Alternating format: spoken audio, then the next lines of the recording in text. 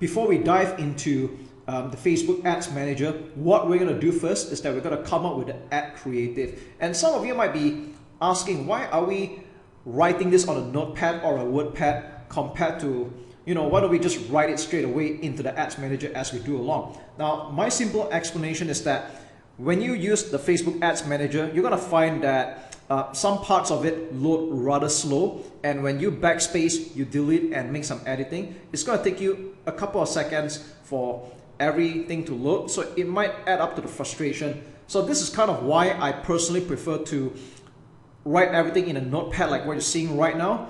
And when it comes to the ad creative afterwards, we're going to just copy and paste the contents into Facebook Ads Manager and be done with it. So here we are right now on a notepad, and you're going to see that this is PAS, and you're wondering what is this all about. Okay, now there are obviously many different ways to write your ad copy or how to do the copywriting for your Facebook ads, and I'm going to show you a simple tried and tested formula that you can practically follow and apply it to multiple types of offers in multiple types of niches and markets and industries. So PAS basically stands for problem, agitate, and solution.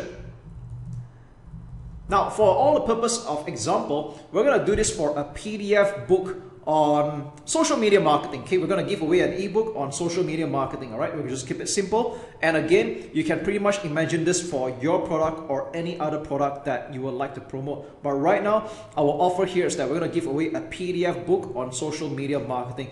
Now, the novice would practically just talk straight away about the book, and while there's absolutely nothing wrong with that, you want to attract people that would gravitate towards your message, and the best way to do is we're going to qualify them. Right? We'll talk about a problem. Now, here's the thing. I'm just going to give you a heads up and a warning as well. This is a mistake that a lot of people do. They normally like to open up with a question. Okay, and you might be thinking, hey, what's wrong with that? Okay, so people might open up with something along the lines of, are you struggling with getting new leads and sales, okay, from social media? So you might be thinking right now, isn't this a very good opener? Isn't this what you typically see in landing page or a sales page for that matter? And yes, there's nothing wrong with putting this on a sales page or a landing page. That's because they are called direct response copy. But when it comes to social media marketing, when it comes to Facebook ads, most of the time your advertisement is going to be shown to a stone cold audience, people that have not heard of you before. And the myth about Facebook ads is that it is not laser targeted, it is only roughly targeted. In other words, Facebook is showing your advertisement to people that it thinks, okay, that's a keyword here, that it thinks are interested in it. All right.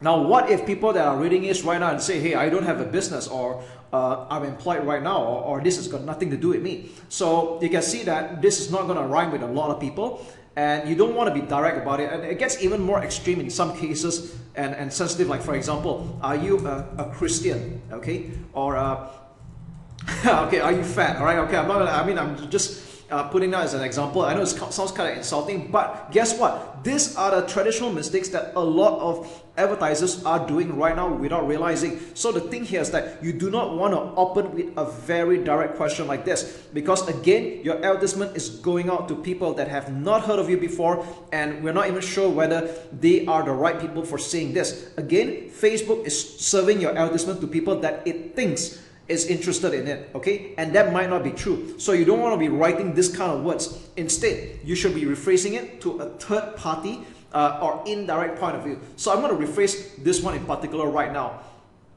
Instead of saying, are you struggling with getting new leads and sales from social media? We're going to put something a bit more neutral and say, thousands of business owners struggle with finding new leads and sales every day. So I basically turn this into a third party statement, and guess what? If people cannot relate to this, that's still fine.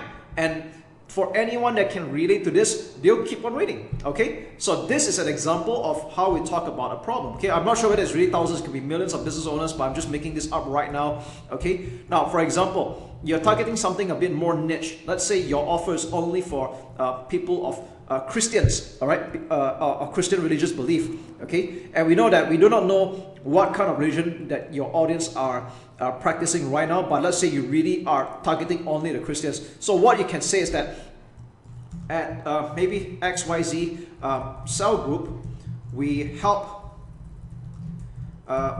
Christian youths to so on, okay?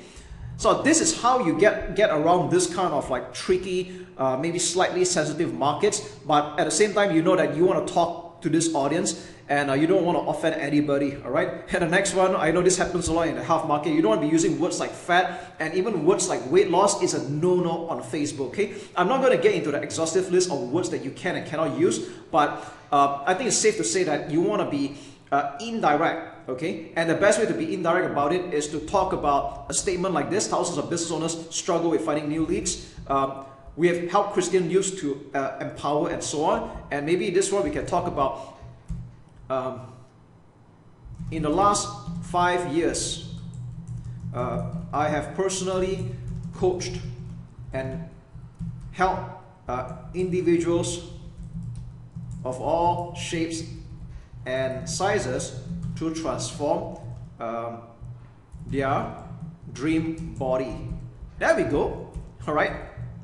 So I know this is not exactly a problem, but if you're in a market where you don't want to talk about problem, you can actually talk about desire as well, okay? But the reason why I recommend that you go with talking about a problem most of the time, because like it or not, most people always make a buying decision to get away from a problem that they're stuck with, or they're just very fed up, versus buying into a desire. So that's just how marketing psychology really is. But if you want to open with a desire, that's totally okay as well. I'm just saying that most people usually gravitate towards a problem, and they're more interested in buying out of a problem than buying into a desire, okay? So with that said, any of this still works, and I'm just going to move on with the next part, okay? Agitate. Now, another traditional mistake that a lot of advertisers do is that they don't really drive the knife here or drill into the pain that people are experiencing. So agitate is more like a consequence of, because of that. Okay, so normally you want to do like because of that, as a result. Okay. So what is costing people for not solving that problem? So let's take this example right now. Thousands of business owners struggle with finding new leads and sales every day. Now that is a problem, okay? But if you just stop here, they're not going to really feel it. You want them to feel what is costing them for not getting the new leads and sales, okay? What price are they paying right now? So I'm going to just add here, because of that,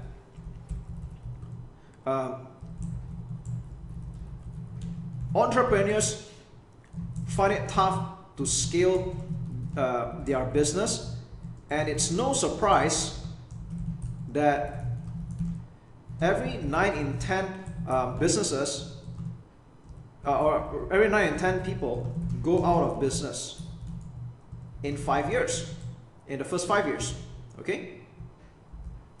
So I know that you could pretty much improve this content, okay, in the first 5 years. There we go, all right? Something like that, okay? Now you can drill in a little bit more on the pain. You want to agitate it. You want to remind people what is costing them not to fix this problem, okay? Now let's have a look at the other. Okay, I won't use a Christian example here because I just made that one on the fly. And maybe we'll talk about the body transformation here, okay? As a result, most people are ashamed of their body. They lack self-esteem and can't be the best version of themselves.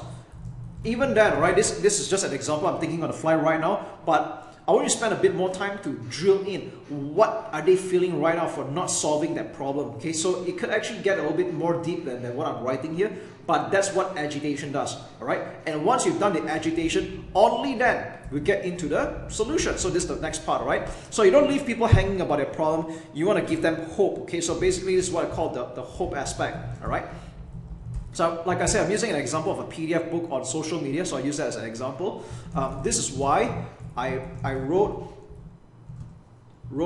a PDF book called Social Media Secrets. Okay, I'm just making that up again. This is the culmination of my 5 years of online marketing experience. Could be more than that, it's totally up to you. And in the interest of demonstrating value, I am giving this book away for free. So after that, we put in the address here. Maybe it's your website.com//free book, okay, whatever this website address is, okay. Now the reason why I say that in the interest of demonstrating value, I'm giving this book away for free, because here's the truth of the matter. A lot of people are giving stuff for the sake of giving away stuff, all right? There must be a reason, there's got to be a catch, and you want to let people know that there is a certain catch somehow. Why are you doing this, okay? In the interest of demonstrating value, I'm giving away this book for free, all right? So why am I doing this? Okay, why am I doing this? Truth be told, or rather, I find that there are a lot of self-anointed experts, okay, in quotes, that share half-baked and even dangerous advice that mislead other well-intentioned business owners. And I find it my moral obligation to show how it's really done. All right, so just come up with a reason why you're doing this and why should people listen to you. So this is a good part where you can just brag a little bit about your achievements or your perspective, okay? And then you can just do another call to action. Click here to get my PDF book. And then we'll just make a copy of the link again, all right? And there we go. That's it. So that's a PAS solution. Problem, agitate, solution. Now, at this point here, I'm just going to add something else. You will eventually be asked to add in what we call a headline. Now, the headline is not what you're thinking of right now. It's not something that appears at the top of the ad, but it appears at the bottom of the image or the video for your Facebook ad that we're going to do afterwards. So we're just going to call it something more straightforward. We're just going to call it free PDF book. Social media secrets. There we go. All right. And you're also going to be asked to add a description afterwards. This is optional, but this is the part where I would like to make a reminder or a call to action. Click on this post to claim your free download. Okay. And just one more thing I would like to add is that you can add emojis if you would like to. It's quite simple. All you need to do is just go to Google search this thing called emoji keyboard, and you can click practically any of this top results here, and yep, we can choose anyone that you want. There's a library of emojis you can choose from, or the fastest way is you just type search. Maybe I just type the word book inside, and I'll take a book cover, and I'm just going to paste it here, copy and paste. All right, and again, we're going to copy and paste this entire thing afterwards into the what I call the Facebook Ads Manager in another exercise or in another video. Okay, so I'm just going to reduce this right now, and as a rule of thumb, when you're writing all this, let me just add a few more footnotes before I end this video. First and foremost, I would recommend that you use 10 emojis or less. Now, you don't have to use all of it. You can put in a little bit, but I recommend that you put a maximum of 10 and no more than that, because anything more than that, your Facebook ad will look rather spammy. It's going to get a low quality score, that's my guess, and it won't look that good. Okay, just use a little bit of emojis, it's fine, like 2 or 3 or a few of it, that's okay. All right, now, how long or how short should your ad copy be? Now, the way I see it is that there's no real length, ideal length, but one thing's for sure, you don't want to be writing 2 or 3 lines, all right? Avoid 2-3 line ads, because this doesn't tell enough. And the truth of the matter is that Facebook is a learning machine. In fact, the more that you write into your ad copy, the more you're telling Facebook, this is the kind of audience that I am looking for, okay? So it's a lot preferable that you write at least a medium to a long post for your Facebook ad. And just to give you a sub-objective to it, 2,200 character limit if you want your ad on both FB and Instagram, okay? Now, if you write more than 2,200 characters, it can still show on Facebook. There's actually no true limit to it, but of course, at the same time, you don't want to write a lot of fluff. but I just want you to know that if you write more than 2,200 characters, it will not show up on Instagram because of the character limit, okay? So if you're particular about the character limit and you want your advertisement to show on both Facebook and Instagram, then you want to keep it 2,200 characters or below. So yeah, there you have it, okay? We've just got an ad copy. Let's not overthink this part. And like I said, there are practically a lot of formulas out there. I use quite a few formulas, but the PAS one is a pretty good one and time tested as well. And another heads up is that since I talked about not being too direct at the start, you should avoid using you and your too often, okay, in your ad copy. All right, so just a heads up, I'm not saying you can't use the word you and your, I'm just saying minimize that as well. And I normally save it for the call to action. So what do I mean by call to action is basically towards the end of the ad copy, you want to make an instruction and you want to make an assertive command that click here to go to whichever website that you're putting in, okay? So that's all there is to it. I'll see you in the next video and let's put the magic together.